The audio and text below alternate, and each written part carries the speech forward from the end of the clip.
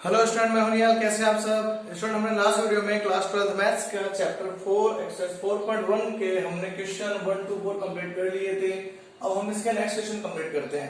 तो स्टूडेंट, हमारे पास क्वेश्चन है find the minus and cofactor of the first column of the each of determinant and find the value of determinant. निम्न सारणिकों में प्रथम स्तंभ के अवयव की उपसारणिक व सहखंड लिखकर उसका मान ज्ञात करना है। तो हम सबसे पहले यहाँ पे इसकी जो मेरे पास डिटरमिनेंट बनता है उस डिटरमिनेंट की वैल्यू को मैं यहाँ पे लिख देता हूं।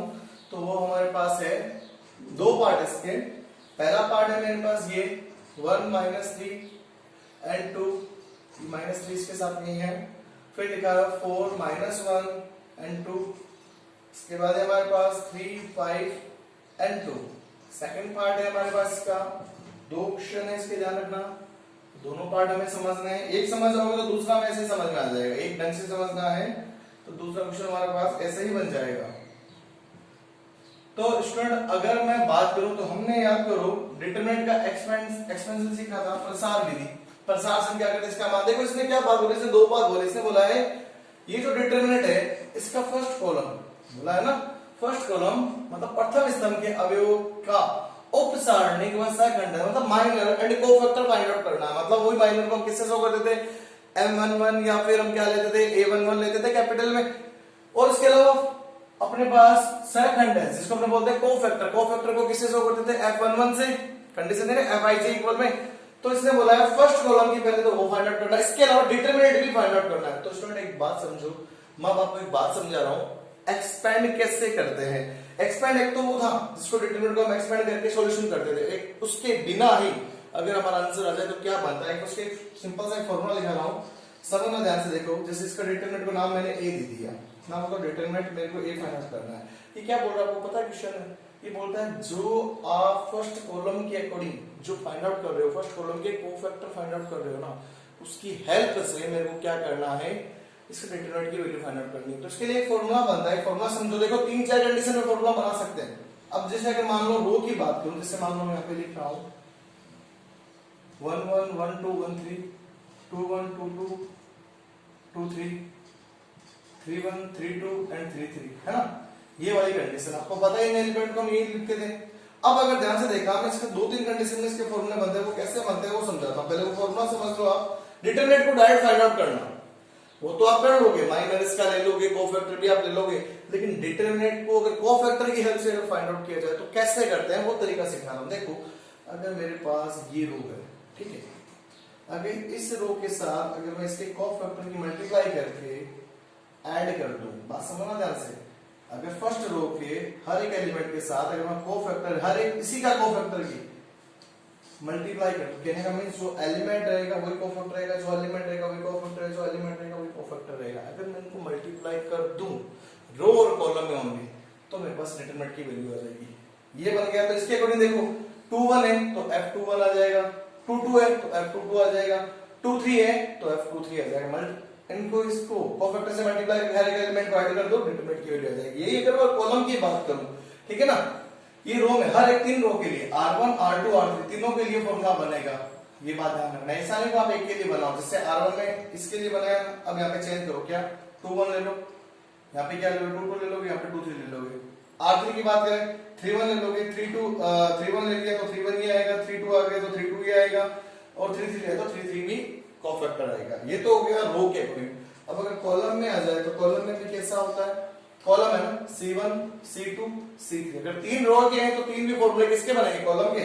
जैसे देखो जैसे 1 1 है, इसके साथ अगर इसकी मल्टीप्लाई कर दूं, और 2 1 है अगर इसके साथ 2 1 की मल्टीप्लाई कर दूं, और मेरे पास 3 1 है अगर 3 1 के साथ 3 1 की मल्टीप्लाई कर दूं, तो भी इसका जो आंसर आएगा वो डिटरमिनेंट की वैल्यू देगा। जैसे C1 में मैंने ये फॉर्मूला बनाया है, तो C2 में 1 2 2 2 3 2 के साथ में ये वाले कोफैक्टर की मल्टीप्लाई होकर ऐड होना, इसके साथ में इसी एलिमेंट की मल्टीप्लाई होकर ऐड होना, तो मेरे पास डिटरमिनेंट का इससे भी क्या बन जाएगा, आंसर बन जाएगा। अभी इस क्वेश्चन पे हम ये कंडीशन चेक करेंगे, इस कंडीशन से भी सॉल्यूशन करेंगे। नेक्स्ट जो हमने एक्सपेंशन मेथड पढ़ा था उससे भी सॉल्व करेंगे। देखते हैं कि दोनों से आंसर सेम आएगा या नहीं आएगा, वो हम चेक करेंगे। पहले हम क्या करते हैं, इसका माइनर फाइंड आउट करते हैं। जो पहला पार्ट है, पहला पार्ट कब ले रहा हूं, माइनर। तो आप इस वीडियो को यहाँ तक फॉर्मूला को नोट कर लेना, वीडियो को पॉज करके। तो देखो मेरे पास ये है ना, इसको क्या लिखते हैं 1 1 है, ये 2 1 है, ये 3 1 है। क्लियर। तो मेरे पास सबसे पहले बात करता हूं मैं माइनर 1 1 और इसको a11 से भी लिखा जाता है, इसके लिए ले रहा हूं, इसको छोड़ दो, -1 2 5 और 2 सोल्व करो, कितना आएगा -2 और यहाँ पे कितना आ गया माइनस का 10 इक्वल में आया माइनस का 12, पहला पार्ट आ गया -12 बन गया, a11 आ गया। इसी के साथ अगर इसका लेना है इसको हम क्या बोलते हैं 2 1 बोलते हैं ना, और इसको हम क्या लिख सकते हैं 2 1 ऐसा भी लिख सकते हैं। इसको छोड़ दिया तो -3 2 5 और 2, तो देखो कितना आएगा -6 -10 कितना हो जाएगा, तो -6 -10 माइनस का 16 हो जाएगा, ये भी आ गया।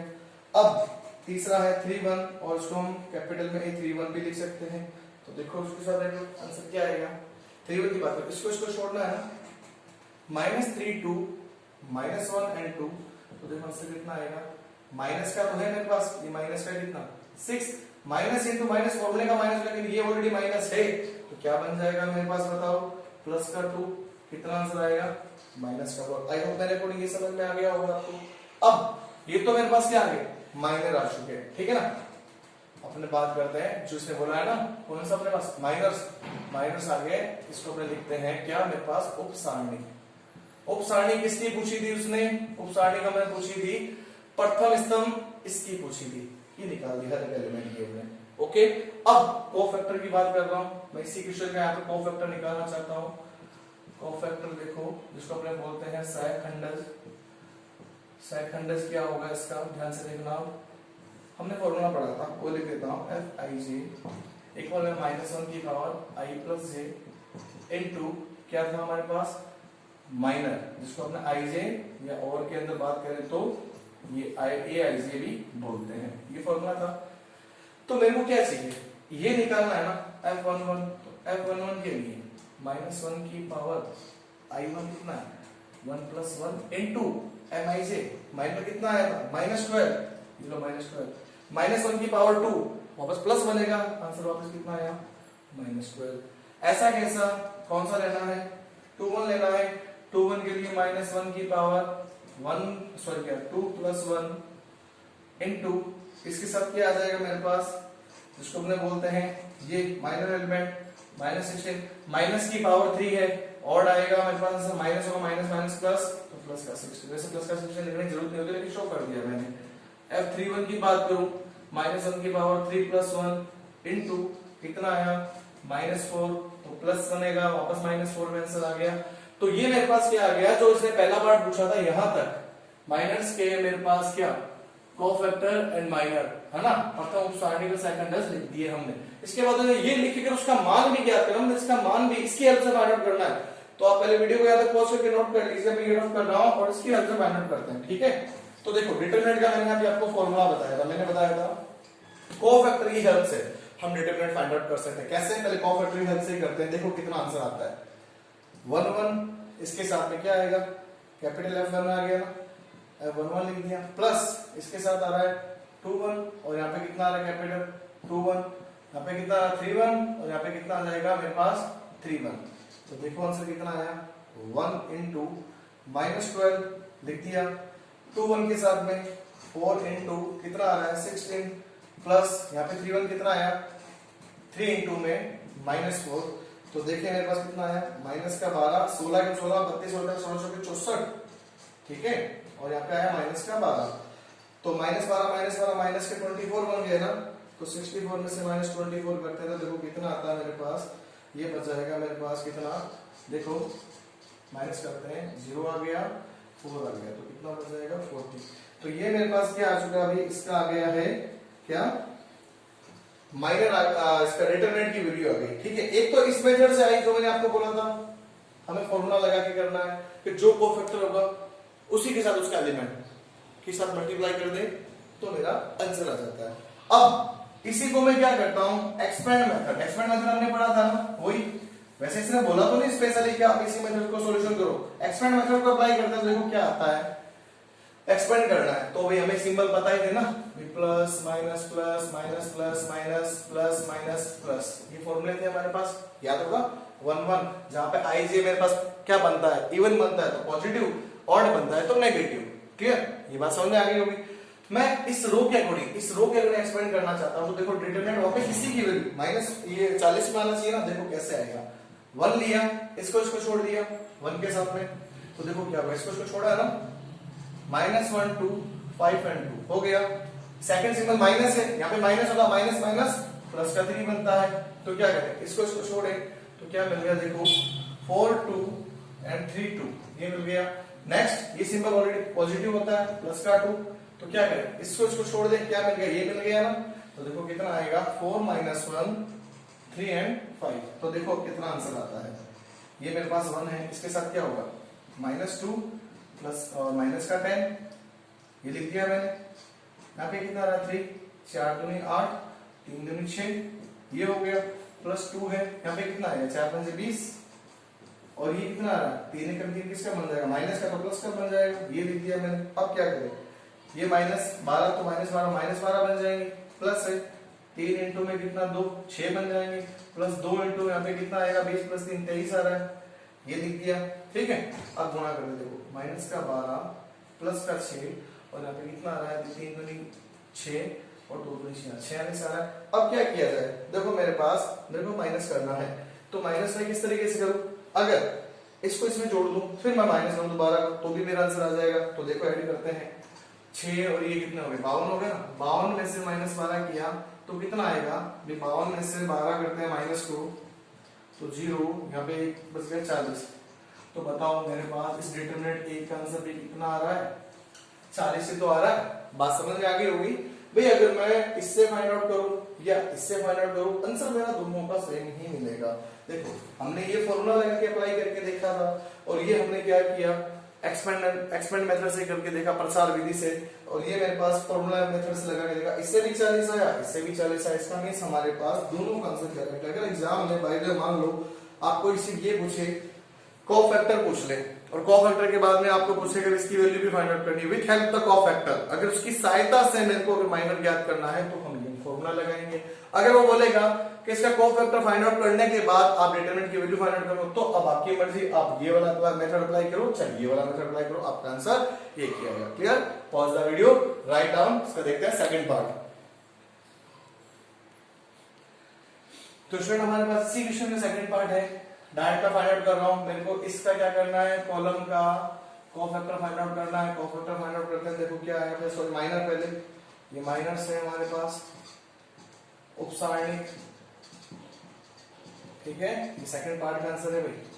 तो देखो क्या आएगा, मैं लेता हूं इसको M11, तो ये मेरे पास कितना आएगा, इसको छोड़ दें, ये मिल गया BF एंड C, मल्टीप्लाई करें तो आएगा BC माइनस F स्क्वायर, छोड़ दो इसको, इतना है, ये मेरा आंसर है। इसके बाद में वेक्टर लिखना चाहो तो लिख दो, 2 1 की बात करते हैं, 2 1 यहाँ पे आना, इसको छोड़े तो देखो क्या आएगा, HG एंड FC मिलेगा कितना, HC माइनस GF मिल गया। बात समझ में आ गई होगी, इसको छोड़ दिया ना, तो इन चारों को ले लिया मैंने। और अगर तीसरे की बात करूं 3 1, तो 3 1 में क्या करते हैं, इसको छोड़ दें, HG B और F, तो देखो कितना मिल जाएगा मेरे पास, HF माइनस BG, ये तो आ गया मेरे पास क्या, माइनर। अब मैं लेता हूं उसका कोफैक्टर, तो कोफैक्टर को अपने बोलते हैं सहखंडस। सहखंडस देखो मेरे पास क्या आएगा, वो आएगा F11, मेरे पास क्या आ रहा है, -1 की पावर 1 प्लस 1 इंटू में माइनर की वैल्यू कितनी आ रही है, ये आ रहा है ना BC माइनस F स्क्वायर, तो ये मिल जाएगा वापस, ये माइनस ही रहेगा, माइनस का प्लस, ये माइनस है तो प्लस बन जाएगा, तो यहाँ पे ये ले जाएगा वापस BC माइनस F स्क्वायर। अगर बात करें 2 1 की, तो -1 की पावर मेरे पास आएगा यहाँ पे 2 प्लस 1 इंटू में कितना आ रहा है, ये वाली वैल्यू HC माइनस GF, तो ये माइनस में हो जाएगा, इस बार माइनस का HC और प्लस का GF कर देता हूँ, ये बन गया मेरे पास, ये माइनस के अंदर मल्टीप्लाई करके लिख दिया मैंने इस बार। अब बात करते हैं 3 1 की बात करें, तो कैपिटल 3 1 है हमारे पास, F31, तो ये क्या मिल जाएगा, -1 की पावर 3 प्लस 1 इंटू यहाँ पे कितना आ रहा है, HF माइनस BG, ठीक है, तो ये कितना आ जाएगा मेरे पास, HF माइनस BG ही रहेगा, क्योंकि मेरे पास माइनस का है तो प्लस बन जाएगा। तो ये मेरे पास माइनर और कोफैक्टर आ चुकी है, इसमें डिटरमिनेंट फाइंड आउट करना है। तो डिटरमिनेंट फाइंड आउट करने का मैंने आपको 2 मेथड बता दिए, जो आपको अच्छा लगे आपको फॉलो कर सकते हो। तो डिटरमिनेंट मेरे पास का नाम इस बार बी लिख देता हूं। तो डिटरमिनेंट बी की वैल्यू मेरे पास क्या हो जाएगी, ध्यान से देखो, 1 1 के साथ में F1, 2 1 के साथ में F21, 3 1 के साथ में F31। तो देखो कितना है, कैपिटल है सारे लेटर। तो देखो 1 1 है A, इसके साथ में कितना आया BC minus F square, plus 2 1 है H, इसके साथ में कितना आएगा माइनस का HC प्लस का GF। तीसरा है मेरे पास कितना 3 1, ये G आ रहा है, इसके साथ में कितना आ जाएगा HF minus BG। Clear, solve करते हैं, इसकी मल्टीप्लाई करें ABC माइनस AF स्क्वायर, जितना सॉल्व होता है उतना सॉल्व करना, बस माइनस का है तो माइनस बन जाएगा, plus into minus minus H square C। इसके बाद मेरे पास देखो कितना आ रहा है, ये आ जाएगा H G एंड F।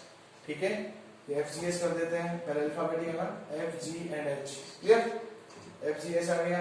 अब इसके बाद मेरे पास क्या आएगा, इसकी मल्टीप्लाई और कर देते हैं, तो आएगा FG एंड H। अगेन एक और आ गया, माइनस आएगा BG स्क्वायर। तो देखो ABC, तो मेरे पास कितना FGH कितना होगा 2FGH। क्लियर, 2FGH आ गए, फिर माइनस का आ रहा AF स्क्वायर, माइनस का H स्क्वायर C और ये माइनस का BG स्क्वायर। तो ये बन जाएगा मेरे पास इसका answer. Clear, pause the video, write down, हमारे पास का आंसर करेक्ट आ चुका है ये। अब देखो स्टूडेंट हमारे पास क्या है, ध्यान से करना है इसको भी सॉल्यूशन। हमारे पास इसका आंसर आ चुका है। अब मेरे पास देखो, इसके बाद हमारे पास ये कंडीशन बन गई, ये आ चुका आंसर। अब हमारे पास के बाद क्या, नेक्स्ट क्वेश्चन हम करेंगे नेक्स्ट क्लास के अंदर, नेक्स्ट वीडियो में करेंगे। तो आज के लिए हमने यहाँ पे इसके 2 पार्ट कर लिए, फॉर्मूला समझ लिया इस तरीके से, ये एक्सपेंड मेथड जो आपको सही लगा आप उस मेथड अप्लाई कर सकते हो, उससे भी आपका आंसर आ जाएगा। Okay, clear, thank you.